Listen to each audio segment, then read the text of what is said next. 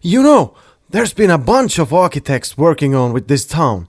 The Tommen brothers, the Lindolls, Aspelini and Aldo.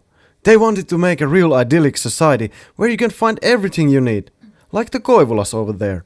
Originally they were built for the mill workers, but I mean for the fine people you know, like the managers. The same kind of places are the Tienkorvat, Tienvarret and Tienhaarat. The first apartments were built in 1910, but the first ones were built for the regular workers, not for the managers. Wait a minute! What's going on over there?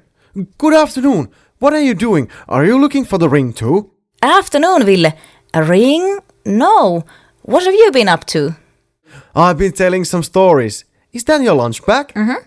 Why are you putting the wood in there? Well, you see, those apartments are always so damn cold that you have to heat it up all the time, and there is just not enough wood, especially during the winter. This wood is something that no one's going to need, so we're taking it home. Oh, I see. Well, it's good that you'll have use for the wood, so it won't be completely useless. That's right.